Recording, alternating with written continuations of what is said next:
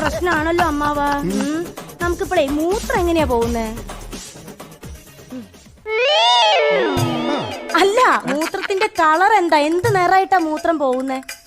ഞാൻ ബിനുവിനെ ഒന്ന് വിളിച്ചു നോക്കട്ടെ. അതാരാ? ഞങ്ങളുടെ വീടിന്റെ താഴത്തെ നിലയിൽ താമസിക്കുന്നത്. ഇതിന്റെ പേരും പറഞ്ഞ് എന്നും പറഞ്ഞ് വഴക്കാവുന്നു. അത് ശരി. അപ്പൊ മുകളിൽ നിന്ന് താഴേക്ക് വെച്ച് വീച്ചാലേ. നമുക്ക് ഒരു കാര്യം ചെയ്യുമ്പോ വിളിക്കണ്ട വെച്ചു.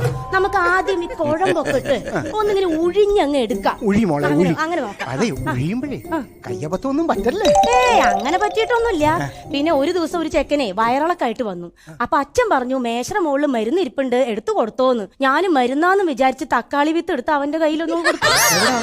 അവനോട് ദോ അങ്ങോട്ട് നോക്കിയേ, ഇവിടുന്ന് അങ്ങോട്ടേ നിരനിരയായി തക്കാളി വിത്ത് തളിർത്ത് നിൽക്കുന്നുണ്ട്. 1 കിലോമീറ്റർ. അതിന്റെ അറ്റത്താ അവന്റെ വീട്. അത് കാർത്തിക് സൂര്യയുടെ വീടല്ലേ? ആരുടെ സൂര്യയുടെ വീടാണോ എനിക്ക് അറിഞ്ഞൂടാ.